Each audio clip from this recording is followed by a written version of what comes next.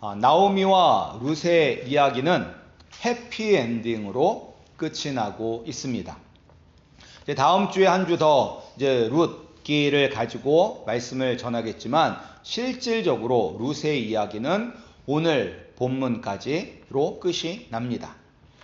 시어머니 나오미의 계획대로 룻은 기업물을 책임이 있는 보아스와 결혼을 하게 됩니다.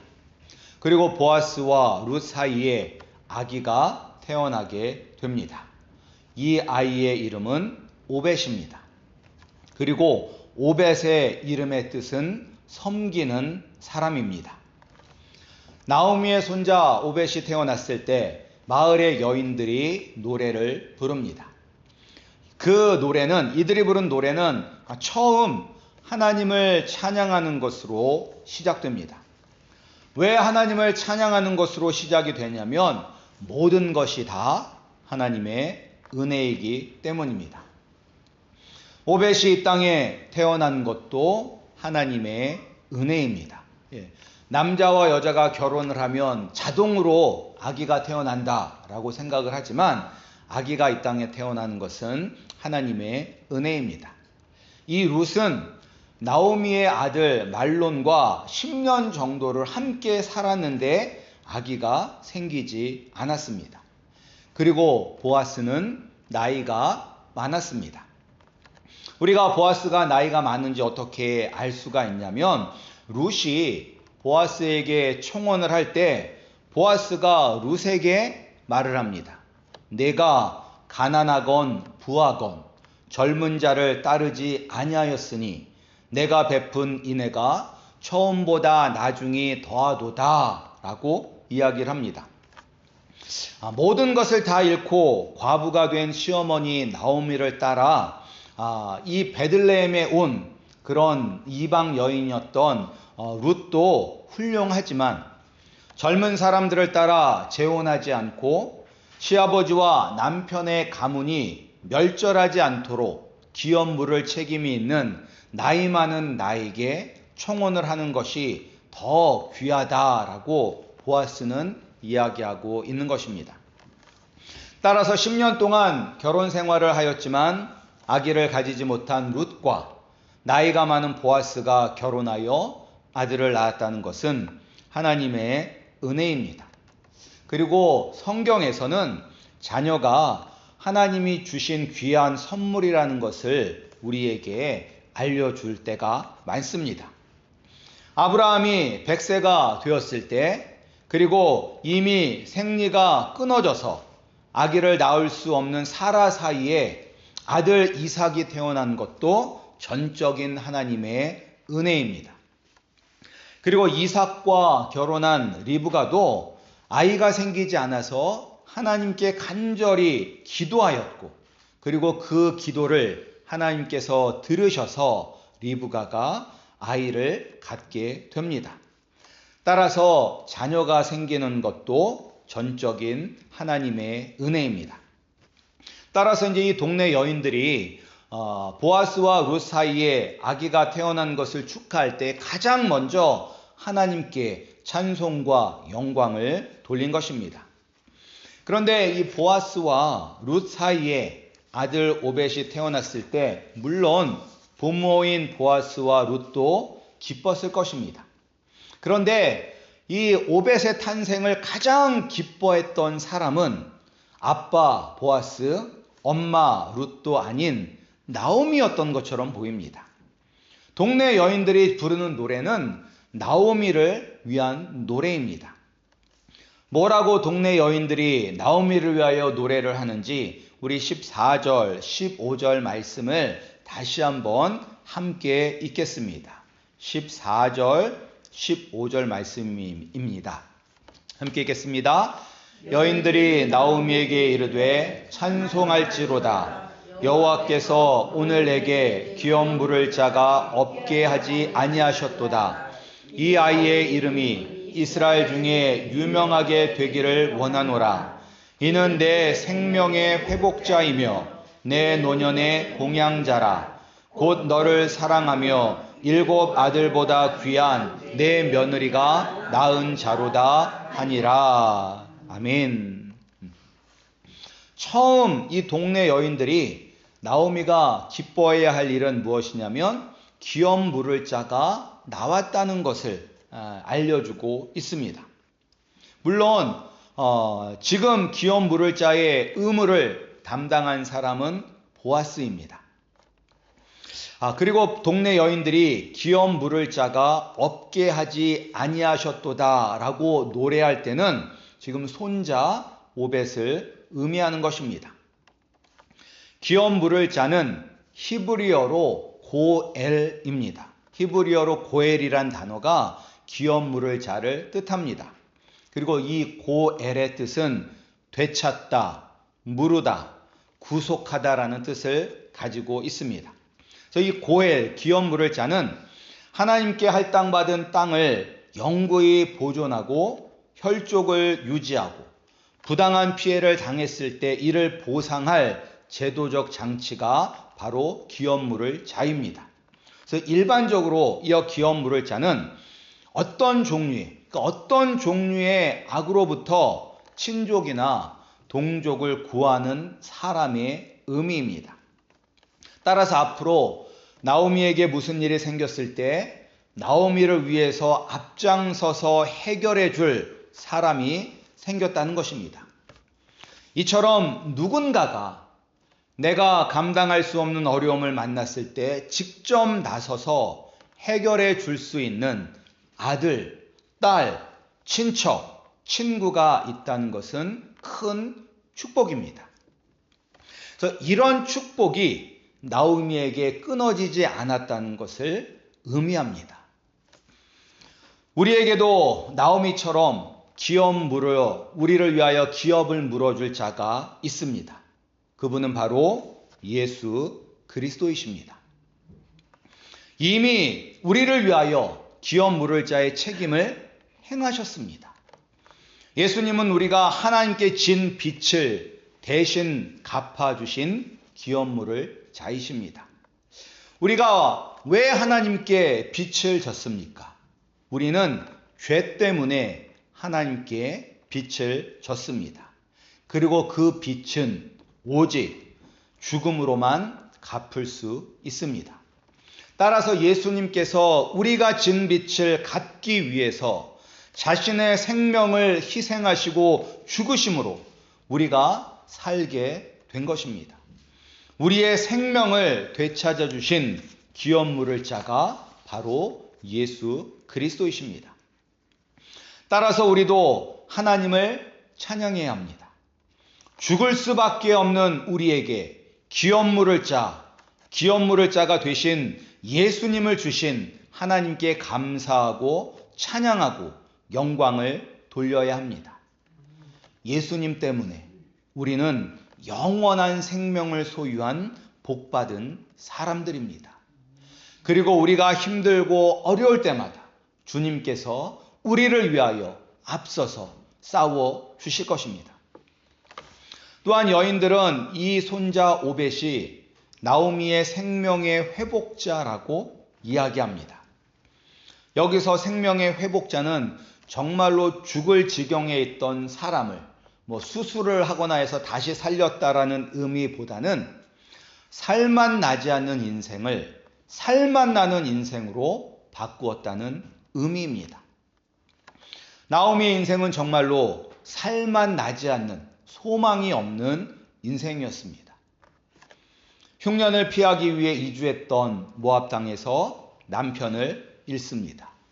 그리고 두 아들도 잃습니다. 그리고 한 며느리는 다시 자신들의 백성 모압 땅으로 돌아갑니다.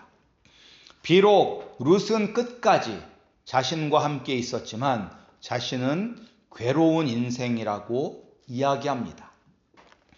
베들레헴으로 다시 돌아온 나오미를 보고 동네 사람들은 기뻤습니다. 나오미가 다시 돌아왔다. 그러나 나오미는 자신을 나오미로 부르지 말라고 이야기합니다. 왜냐? 나오미라는 이름의 뜻은 기쁨입니다. 기쁨. 나를 기쁨이라고 부르지 말고 괴로움, 고통의 뜻을 가진 마라로 부르라고 합니다. 전능하신 하나님께서 나를 괴롭게 하시고 징계하셔서 나는 빈손이 되었다라고 한탄하고 하나님을 원망합니다. 나오미는 자신의 때에 가문이 끊어지고 그리고 하나님이 주신 땅마저 잃어버릴 지경에 있으니 살맛이 나겠습니까? 정말 살맛 나지 않는 인생입니다. 그런데 이런 살맛 나지 않는 인생이 손자 오벳이 태어남으로 모든 것이 바뀌었습니다. 남편과 아들의 대를 이어 가문을 이끌어갈 손자가 태어났고 하나님이 주신 땅을 계속해서 남편과 아들의 이름으로 소유할 수 있으니 살맛 나는 인생이지 않습니까? 이처럼 살맛 나지 않는 인생을 살맛 나는 인생으로 바꾸어 주신 분은 하나님이십니다. 우리의 삶도 살맛 나는 일보다는 살맛 나지 않을 때가 더 많습니다. 우리가 생각하고 계획하고 하는 일마다 잘 되면 얼마나 좋을까요? 그러나 그렇지 않습니다. 그래서 인생은 고해라는 말이 있지 않습니까? 이 고해는 고통의 바다입니다.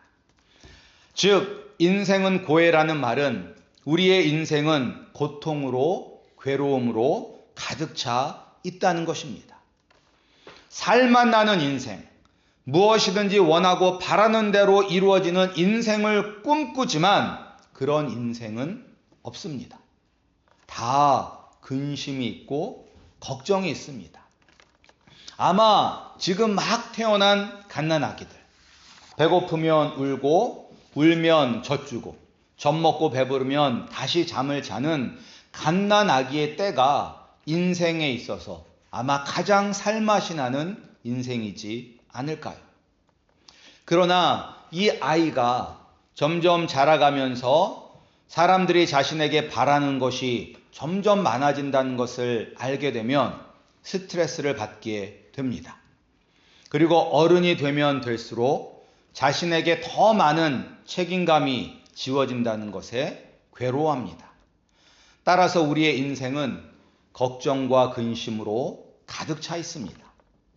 때로는 사람들은 이야기합니다. 우리가 돈이 많으면, 물질이 많으면 우리의 인생이 살맛 나는 인생이 된다라고 이야기를 합니다. 그러나 그렇지 않습니다. 돈이 우리의 인생을 살맛 나게 만들어 준다면 왜 부자들도 우울증에 걸리고 왜 부자들도 자살을 하는 것일까요? 물질이 잠시 동안은 우리를 살맛나게 만들어 줄 수는 있지만 우리의 인생 전체를 살맛나게 만들지는 못합니다. 또 자녀들도 마찬가지입니다. 어릴 때는 아이들이 건강하게 자라기만을 원하는데 이제 아이들이 점점 자라면 공부도 잘해야 되는데 라는 생각이 들어가게 되고 또 공부도 잘해도 취업해야 되는데 걱정이 되고 취업을 해도 이제 결혼해야 되는데 걱정하게 되고 결혼을 하면 이제 자식을 낳아야 될 텐데 라고 걱정을 합니다. 그러면서 계속 걱정이 끊이지 않죠. 자녀들이 50, 60이 되어도 여전히 부모는 자녀 걱정뿐입니다. 따라서 자녀는 근심거리, 걱정거리지 우리를 살맛나게 만들지는 않습니다. 오직 예수 그리스도만이 우리의 인생을 살맛나게 만드신 분이십니다. 근데 그렇다고 해서 예수 그리스도를 믿는 사람들에게 힘들고 어렵고 걱정스러운 일이 생기지 않는다는 것은 아닙니다. 그럼에도 불구하고 우리가 세상 사람들과 똑같이 힘들고 어려운 일들 그리고 걱정거리, 근심거리를 만나도 우리가 살맛나는 인생을 살아갈 수 있는 것은 우리를 새로운 피조물로 만들어 주셨기 때문입니다. 예수님을 믿기 전에는 죄와 사망의 노예로 죽을 수밖에 없는 인생인데 예수님을 믿은 후에는 천국 시민권을 따고 영원히 하나님과 함께 살 수 있으니 살맛이 나는 것입니다. 그리고 하나님께서 우리를 빈손으로 만드시는 것이 아니라 풍족하게 채워주시니 우리는 살맛 나는 인생을 살 수 있는 것입니다. 우리가 예수 그리스도를 믿고 하나님의 자녀가 되었다는 것이 얼마나 큰 특권이며 축복이라는 것을 우리는 알아야 합니다. 우리가 정말로 예수님을 만나지 못하였다면 이 세상에서 흥청만청 재미있게 살 수는 있습니다. 그러나 인생은 한순간입니다. 그 인생을 산 후에 우리가 하나님 아버지 앞에 받아야 될 심판은 영원한 심판입니다. 그리고 우리가 예수님을 믿지 않는다면 우리는 영원히 지옥에서 고통받으며 살아야 하는 것입니다. 따라서 우리가 예수 그리스도를 믿고 하나님의 자녀가 되어 영원히 하나님과 함께 하나님 나라에서 산다는 것이 얼마나 큰 기쁨인지 우리는 알아야 되는 것입니다.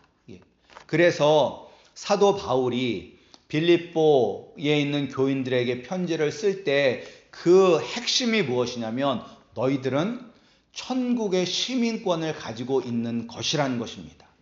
너희가 예수 믿는 것 때문에 이 세상에서 힘들고 어렵게 살아도 너희들은 영원한 하나님의 나라 천국의 시민권을 이미 소유한 사람이다. 따라서 너희들은 걱정 근심하지 말라는 것입니다. 우리가 하나님의 자녀가 되어서 천국의 시민권을 가졌다는 것이 얼마나 큰 축복이라는 것을 알면 우리는 살맛 나는 인생을 살 수밖에 없습니다. 따라서 우리 성도님들 예수님께로 나오시기 바랍니다. 예수님을 만나면 살맛 나는 인생이 되는 것입니다. 그리고 동네 여인들은 오벳이 나오미의 노년을 책임질 봉양자가 됨을 기뻐하고 있습니다. 이제 나오미는 든든한 손자가 생겼습니다. 자신에게는 아들과 같은 존재입니다. 오벳은 나오미에게 있어서 최고의 노후 대책입니다. 오늘날에 특히 노후 대비가 필요할 때입니다. 이전까지는 당연히 자식이 부모님을 봉양하는 것으로 알았습니다. 그리고 예전에는 자식이 부모님들보다 더 많은 소득을 얻었습니다. 그런데 이제 시대가 변해서 더 이상은 자녀가 부모보다 더 높은 소득을 얻을 수 없다고 합니다. 그러니까 이 말은 자신들도 먹고 살기가 빠듯하다는 것이에요. 자녀들도 자기 자식들을 양육하면서 살기 힘든데 부모까지 돌보는 것이 무척이나 힘들고 어렵다고 합니다. 게다가 예전보다 사람의 평균 수명도 늘었습니다. 그래서 전에는 환갑잔치를 했습니다. 60만 돼도 오래 살았다는 거죠.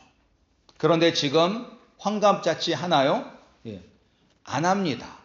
아니 아직 이팔 청춘인데 무슨 환갑잔치냐라고 핀찬을 받습니다. 노인정에 가면 60은 받아주지도 않는다고 합니다. 이러니 60대가 된 분들도 여전히 부모님을 모시는 경우가 있습니다. 이러니 지금 젊은 세대는 노후 걱정 이만저만이 아닙니다.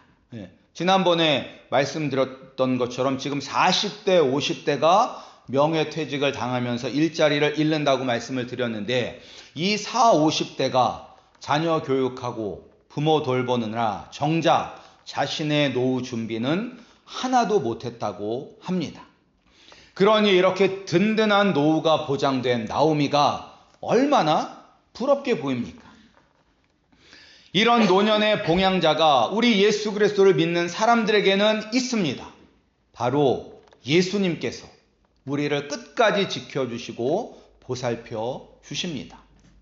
그런데 우리는 우리의 힘으로 모든 것을 준비하려고 합니다. 그러나 우리가 우리의 힘과 우리의 지식과 우리의 지혜를 내려놓을 때 하나님께서 친히 우리를 지켜주십니다. 이사야 선지자가 이야기합니다. 오호라 너희 모든 목마른 자들아 물로 나아오라. 돈 없는 자도 괜찮다. 너희는 와서 사 먹되 돈 없이 값없이 와서 포도주와 젖을 사라. 너희가 어찌하여 양식 아닌 것을 위하여 은을 달아주며 배부르게 하지 못할 것을 위하여 수고하느냐? 내게 듣고 들을지어다. 그리하면 너희가 좋은 것을 먹을 것이며 너희 자신들이 기름진 것으로 즐거움을 얻으리라 라고 이사야 선지자는 이야기합니다. 우리가 돈이 없어도 하나님께서 우리를 책임져 주십니다. 우리가 아무리 수고하고 애를 써도 우리는 만족할 수 없습니다. 그러나 하나님께서 우리에게 은혜를 부어주시면 우리는 만족하고 즐거움을 얻을 수 있습니다. 빈손이었던 나오미를 풍족하게 채워주신 분이 누구십니까? 바로 하나님이십니다. 따라서 우리의 빈손을 채워주실 분도 하나님 한 분이십니다. 그리고 이 하나님은 세상 끝날까지 우리와 함께 하십니다. 우리가 어렸을 때나 우리가 청년의 시기에나 장년이 되고 노년이 되어도 우리를 든든하게 지켜주실 분은 영원하신 예수 그리스도이십니다. 이런 축복의 선물인 오벳이 더 귀한 것은 7 아들보다 더 귀한 며느리 룻이 낳았기 때문입니다. 성경에서 7이란 숫자는 완전함, 충만함을 의미합니다. 따라서 완전하고 충만한 아들들보다도 더 룻이 귀하다는 것입니다. 그러니까 이 귀한 며느리가 낳은 아들이니 얼마나 귀한 손자이겠습니까? 룻이 7 아들들보다 더 귀한 것은 그가 나오미를 정성으로 섬기고 나오미에게 순종했기 때문입니다. 그리고 오벳이라는 이름의 뜻도 섬기는 자입니다. 즉 룻의 섬김을 통해서 살만 나지 않는 인생이 살만 나는 인생으로 바뀐 것입니다. 룻의 섬김을 통해 기업 물을 자가 끊어지지 않게 된 것이며 자신의 생명의 회복자이며 노년의 봉양자인 오벳이 나오게 된 것입니다. 한 사람의 섬김이 나오미를 행복하게 했을 뿐만 아니라 이 오벳을 통해서 이스라엘의 위대한 다윗 왕이 나오게 되니 한 사람의 순종이 이스라엘 전체를 변화시킨 것입니다. 룻의 섬김보다 더 위대한 섬김이 있습니다. 바로 예수님의 섬김입니다.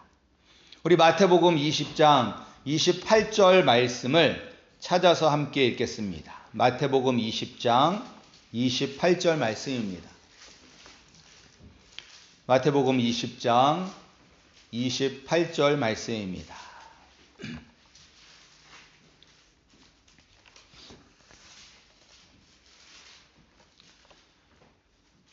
마태복음 20장 28절 말씀 우리 다 같이 한 목소리로 함께 읽겠습니다. 마태복음 20장 28절입니다.